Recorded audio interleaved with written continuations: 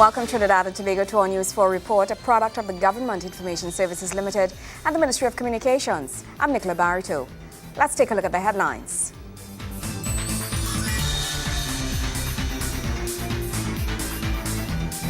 The Ministry of the People and Social Development gives hampers to the poor and needy throughout the country. Minister of State in the Ministry of Food Production says reopening the Mapa Farm in Manzanilla can carry agriculture into a new direction through its partnering with tourism. And taking the energy from natural gas used in its refining and converting it into a food source is on the cards as a pilot project. Thank you for joining us. The Ministry of the People and Social Development is giving hampers to the poor and needy throughout the country as part of Diwali celebrations in the build-up to the religious festival. The ministry took to Presal Community Centre for a hamper distribution ceremony in which all members of Parliament were given hampers to share out in their constituency. Minister of the People and Social Development, Dr. the Honourable Glenn Ramadasinghe, is urging MPs to see the hampers as a chance to change a family's life and affect their future in a positive manner. Speaking at the hamper distribution ceremony, Dr. Ramadasinghe emphasizes the importance of MPs making a difference in the lives of their constituents.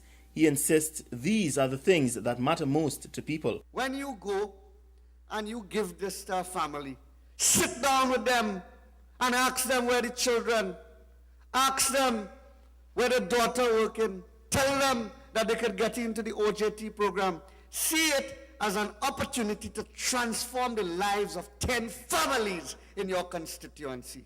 See it as an opportunity given to you at Diwali time to make a difference in the lives of people. Get the social welfare office or the TTCAD people to offer counseling to a mother who may have just lost her husband or vice versa. These are the things that matter. These are the things that matter to people. And you must see this hamper that is worth $300, not as a giveaway, or the government have things to give away, but as a solid investment into the future happiness of that family. He is asking the MPs, however, that the hampers be given to select groups of people who probably need it the most and will greatly appreciate it. We would like you to consider to give to 2 orphan children, 2 persons who don't have food or find it difficult to put food. We call them the indigent. 2 elderly persons who are very needy. 2 differently abled persons. And 2 extremely poor. And therefore, that's all 10. And this, as we bring the sparkle of joy to people at Christmas time, so too we do with Diwali.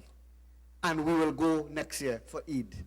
Let us give to the people at a time of giving when there's so much prayer in the air. Meanwhile, Minister of State in the Ministry of the People and Social Development, the Honourable Vanella Allen Toppin, believes the message of Diwali gives credence to this country's watchwords. She says the diverse cultural backgrounds in Trinidad and Tobago should not be seen as a divide between cultures, but as something to unify us and build a better nation. I observe that in our 50 years of independence, following our watchwords, discipline, tolerance, and production, we have not come far along the continuum of discipline as a country, neither have we come along the continuum of tolerance nor production. And the message of Diwali, for me, is a message that covers all of those and gives all of it substance and credence in this country. As we share our different cultural practices together, we learn from each other, and we are able then to build a better nation. There is so much that unites us rather than divides us, and we have to use that diversity to unify ourselves. Gregory McBurney, News 4. The Las Lomas No. 3 community group Diwali celebrations got on the way as residents came out in their numbers to light up the community and pay homage to the goddess of light, Mother Lakshmi. The program showcased a number of cultural performances and also featured a number of guest speakers, including the Minister of State in the Ministry of Food Production, the Honourable Jai Simangal. Speaking at the Diwali celebrations, MP for the area and Minister of State in the Ministry of Food Production, Jairam Simangal, took the opportunity to praise the community group for being able to pull off the Diwali celebration. He describes it as a mammoth event, one that was well orchestrated in a very short space of time. Please put your hands and give them a really hearty, lusty round of applause for the hard work and effort that have gone into this event. I'm wondering if it is because there are many women at the helm of this organization that has inspired this community to put off such a magnificent event of this Diwali celebration. Minister Simangal gave a message, urging persons to be vigilant throughout their daily lives. We must be careful at all times of what we are doing. We must be careful at all times in who we have as our companions. We must be careful at all times and be guarded against all those who come into contact with us. He says family members must play their part by ensuring that each other is protected from any elements of evil. We must guard our children. You must guard your relatives. The husband must guard their wives, and the wives must guard their husbands as well against those who may have intention of doing wrong to us. Also bringing warm Diwali greetings is former councillor Paris Ramuta. He points out that there is a kind of aura of moral, ethical and spiritual decay in society. He made a call for persons to take a stand on this. We have to, ladies and gentlemen, bring back a sense of balance, a sense of integrity, peace, order, law and good governance in Trinidad and Tobago. And Diwali 2012 reminds us that we have to take stock of this and enshrine it in our hearts and consciences as we move forward. The question that rises in my mind is what we as sober men and sober women will leave, what kind of legacy we leave for future generations. We do not want them to accuse us of inertia, of laziness, of not trying to build a society grounded in the teachings of the Ramayana and the Gita and the Bible and the Quran. Mr. Ramuta says this year in particular, Diwali entrenches the concept of cultural diversity and multiculturalism. He adds that we can proudly boast of the fact that enshrined in our Republican Constitution is the most important democratic right, the right to freedom of worship. This is a multicultural society as enshrined in our Constitution, and that the question of freedom to associate, freedom of religion is one of the pivotal ingredients in that historic document. We must, ladies and gentlemen, use this opportunity at all times to spread goodwill, camaraderie, and enhance the spirit of humanity. Speaking with News 4, President of the group, Ms. Balmati Gosain, says it is the love for their community and admiration for their MP that led them to put on this show. For the love of the community and also for what my husband started, he's just Manohar Gosain, the late Manohar. What was he? A former councillor, Manohar Gosain. This was something he was always into, bringing the community together, hard work, community work, and I just wanted to continue. The group was formed in 2012 with the sole purpose of enhancing the community and bringing its people together. The members worked really hard to prepare this action-packed program, which includes dancing, tassa, drumming, singing, and even pick-a-pan. Delicious Indian delicacies and dishes were prepared and distributed. Joseph Lopez, News 4. When we come back, taking the energy from natural gas and converting it into a food source. Stay with us.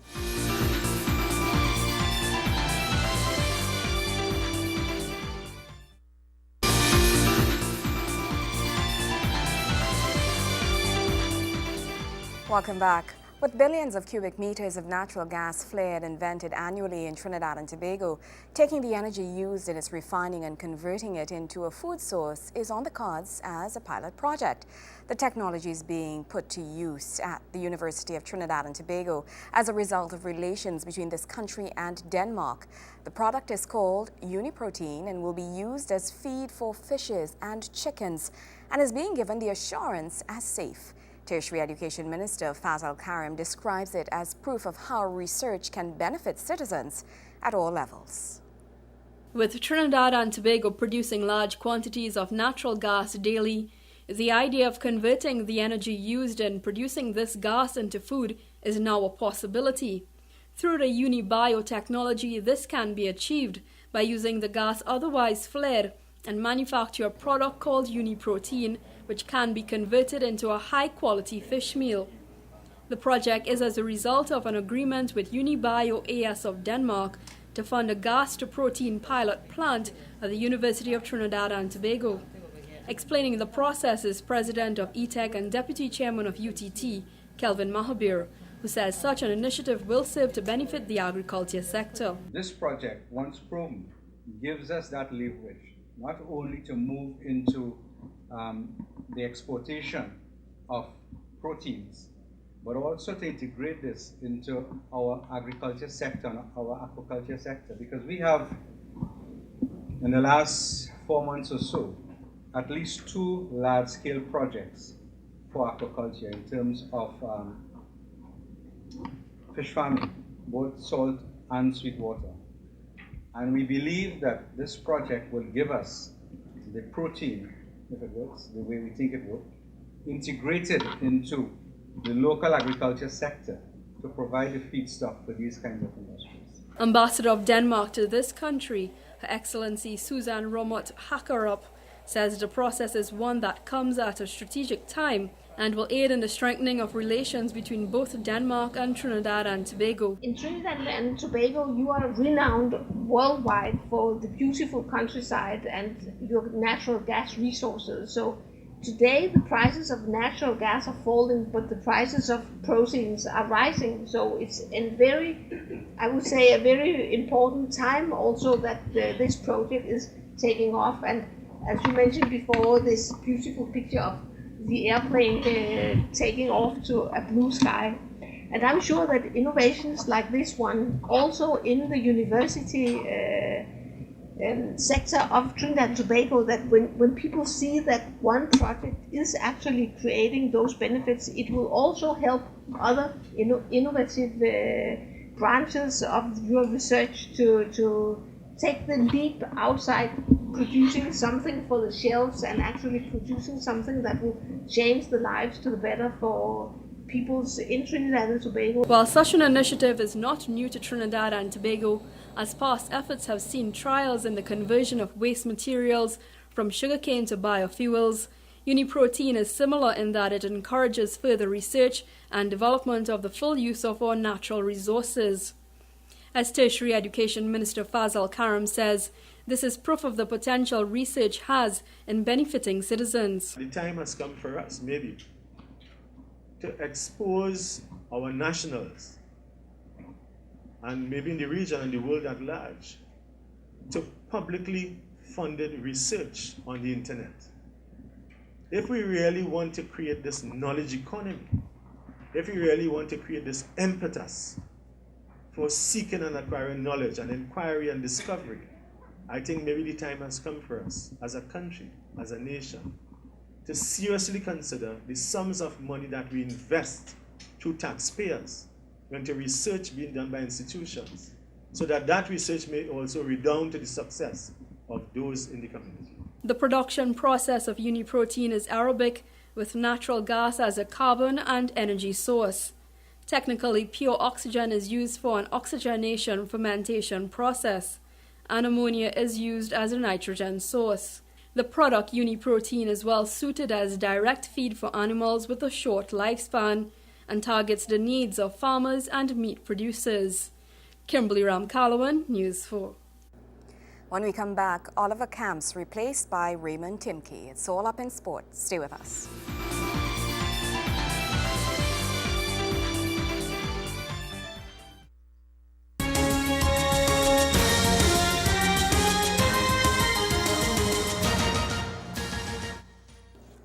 The Trinidad and Tobago Football Federation held its annual Congress on Sunday at the Cascadia Hotel in St. Anne's. On the agenda was the election of a new president to replace Oliver Camps, who resigned from the position last year.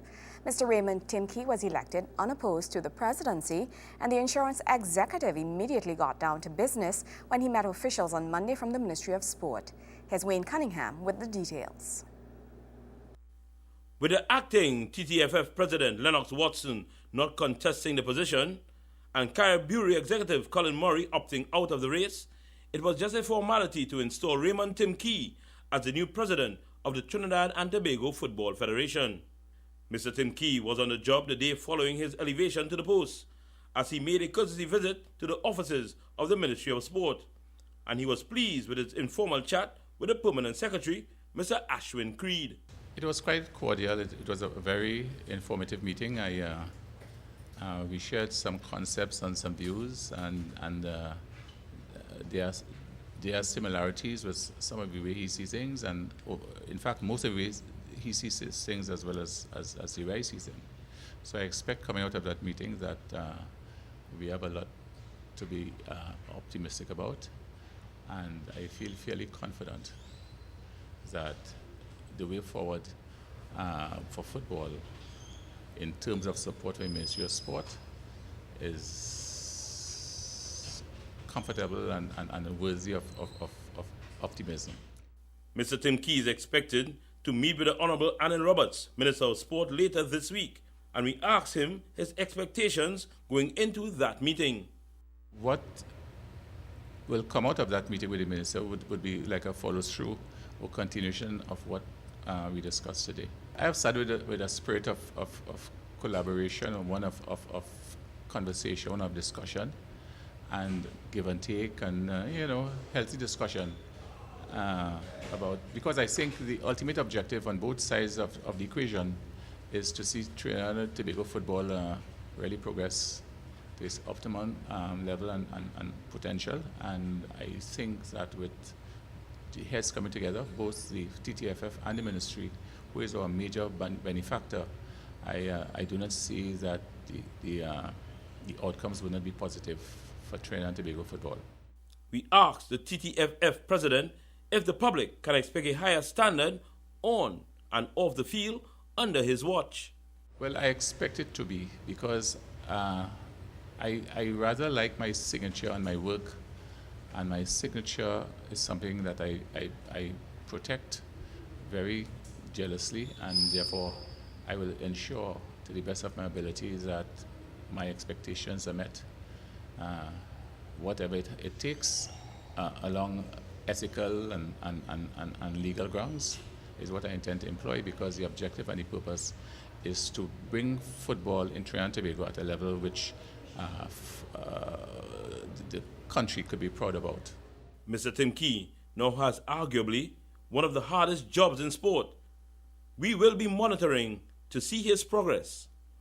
Wayne Cunningham, News 4 Sport.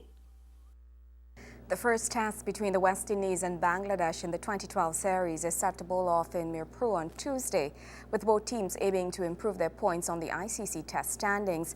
With the Windies ranked at 7th and their opponents at 9th, the eyes of the cricketing world will not be glued to this series, especially with 4 of the top Test-playing nations in action. But interest in the region should be high after the West Indies' impressive showing versus New Zealand earlier this year, followed by the World 2020 triumph in Sri Lanka. The lone newcomer in the team is left-arm spinner Veerasamy Permaul. The 23-year-old was a surprise choice for the series after being picked ahead of several other proven candidates. The rest of the squad includes captain Darren Sammy. His deputy will be wicketkeeper Dinesh Ramden, Tino Bess, Darren Bravo, Shivnarine Chandapol, Narsingh Deonarine, Fidel Edwards, Kirk Edwards, Asad Fudadin, Chris Gale, Sunil Narain, Kieran Powell, Ravi Rampal, and Marlon Samuels. News 4 continues after the break. Stay with us.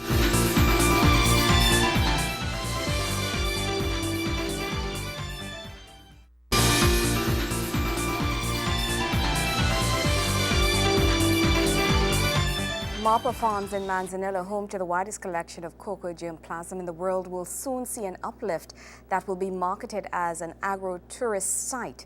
Minister of State in the Ministry of Food Production, Jairam Simangal, says reopening the farm will not only meet the needs of the growing farming population with hybrid plant material, but carry agriculture into a new direction through its partnering with tourism. Home to Trinidad and Tobago's oldest coffee and cocoa nurseries, Marpa Farms, located in Plum Mitan, Manzanilla, will soon be restored to its former glory.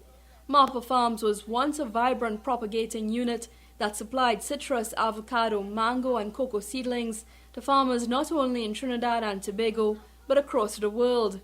While it has existed for over 150 years and most of its buildings were constructed from tapia have now fallen into ruin, Minister of State in the Ministry of Food Production, Jairam Simangal, says restoring these farms is a step to reviving agriculture in the country. This station was primarily a propagation station, mainly for avocados, mango, cocoa, and other fruit crops that were propagated here over the years. But since the development of other stations within the ministry, the need for the stations has been dwindled. But now, with the new Trust of Agriculture and the new Trust of Food Production under this new administration, we are looking at this station to revitalize the propagation station itself and start producing plants once again for farmers. The farm was one that provided employment to over 86 persons, but as time passed by, persons moved on from the rural areas, especially after its closure in the 1970s. One farmer says reopening the farms means providing a source of income to residents in the area once again. For what I know, since I worked in it in 1976, my parents, my father and them grew right inside where we used to call inside a lay branch, where they used to live. It was a big village where the estate employed the people around. Today, well, everybody migrate because most like everybody move out from the countryside and they more down on the town side. But nevertheless, it's the only place in the Nariva area up on this side to create any employment for the community like Plum Road, Mansalina, and via Plumita. MAPA produce cocoa plants, as I said. We don't do commercial cocoa, but we have all the experimental plants. The oldest gene bank in the world is situated in MAPA. The biggest mango plot is in MAPA. So we have a lot of valuables here in MAPA and to create employment even for the community. The landscape surrounding the farm is one that can serve as an eco-park for tourists with its rural topography and lush vegetation. As ICA representative Greg Rollins says, the farm's agriculture possibilities have potential to be linked as a tourist site, pushing the new thrust of agrotourism in Trinidad and Tobago. Hopefully, as you move to add value to see how cocoa chocolates are actually produced. So we believe that this area of cocoa tourism is a tremendous opportunity, and the area of Trinidad and Tobago's position in the world as the site for the largest and the most diverse germplasm pool for cocoa is something that we should fully exploit. We believe that this location here, obviously along with the Cocoa Gene Bank in Centeno, represent a real rich resource which the world has benefited from and which we need to showcase. Minister Mangal anticipates that reopening the farm will revitalize the cocoa and coffee industry in Trinidad and Tobago and serve as a model to farmers locally and abroad. This whole experience is not just about the station, but it's really to show a model to farmers as well who have large estates that they can add value to their cocoa estate, because cocoa industry have been dying in this country, and we are now on the path of revitalizing the cocoa industry, but revitalizing it with a new trust in that we are adding value to the farmer and his holding, so that he will not only see the cocoa tree as cocoa, but he can see the cocoa tree as agrotourism as well, and how they can then market that to add value to their own estates and make money from their own estates. Marpa Farms has been known to produce over 2,400 varieties of cocoa, as well as over 100 mango species. It also serves as a study ground for many students and researchers from the Cocoa Research Unit at the University of the West Indies St. Augustine campus. Kimberly Ramkalawan, News 4. Well, that's how we wrap up this edition of our News 4 report, a product of the Government Information Services Limited and the Ministry of Communications. I'm Nicola Barito. Thank you for joining us.